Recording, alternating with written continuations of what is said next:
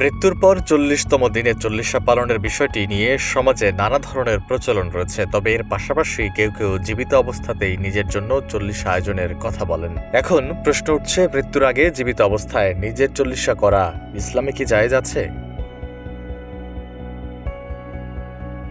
ইসলামী শরীয়তের দৃষ্টিতে চল্লিশা নামে কোনো নির্দিষ্ট ধর্মীয় অনুষ্ঠান বা ইবাদতের বিধান কুরআন ও সহিহ হাদিসে উল্লেখ নেই। এ কারণেই জীবিত অবস্থায় নিজের জন্য চল্লিশা আয়োজন করাকে সুন্নাহ, ওয়াজিব কিংবা বিশেষ সওয়াবের আমল হিসেবে পালন করা শরীয়তি ভিত্তি পাওয়া যায় না।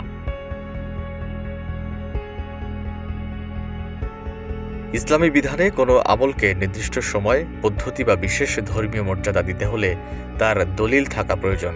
তবে এখানে একটি বিষয় পরিষ্কার করা জরুরি, একজন মানুষ জীবিত অবস্থায় নিজের জন্য দান সাদকা, মানুষকে খাবার খাওয়ানো, মসজিদ মাদ্রাসায় সহযোগিতা করা কিংবা কোনো জনকল্যাণমূলক কাজ করতে পারেন। এগুলোকে নেক আমল হিসেবে বিবেচনা করা হয়।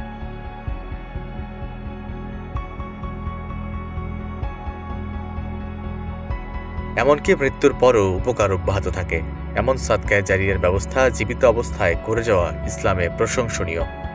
সহিহ হাদিসে এসেছে, মানুষের মৃত্যুর পর তার আমল বন্ধ হয়ে যায়, তবে সাদকায়ে জারিয়া, উপকারী জ্ঞান এবং নেক সন্তান যে তার জন্য দোয়া করে, এসবের স্বভাব অব্যাহত থাকে। অর্থাৎ কেউ যদি জীবিত অবস্থায় নিজের ভবিষ্যৎ মৃত্যুর কথা স্মরণ করে দান সাদকা করেন বা মানুষের কল্যাণে কিছু করে যান, সেটি ভালো কাজ, কিন্তু সেই কাজকে জীবিত চল্লিশা নামে বা একটি নির্দিষ্ট ধর্মীয় অনুষ্ঠান হিসেবে নির্ধারণ করার কোনো সুযোগ নেই।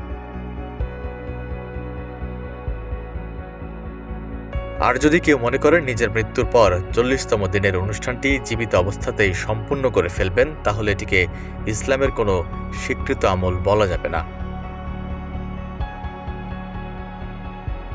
ইসলামে মৃত্যুর কথা স্মরণ করা এবং মৃত্যুর জন্য প্রস্তুতি নেওয়া অবশ্যই গুরুত্বপূর্ণ, কিন্তু এর জন্য নির্দিষ্ট কোনো চল্লিশা অনুষ্ঠানের প্রয়োজন নেই। বরং তওবা করা, নামাজ ইবাদতে মনোযোগী হওয়া, মানুষের হক আদায় করা, ঋণ পরিশোধ করা এবং দান সাদকা করে যাওয়া, এসবই মৃত্যুর প্রস্তুতির গুরুত্বপূর্ণ অংশ।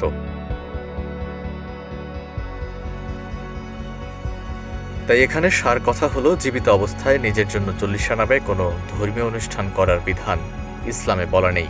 তবে জীবিত অবস্থায় দান সাদকা, খাবার বিতরণ, জনকল্যাণমূলক কাজ করা সম্পূর্ণ ভিন্ন বিষয় এবং তা নেক আমল হতেই পারে।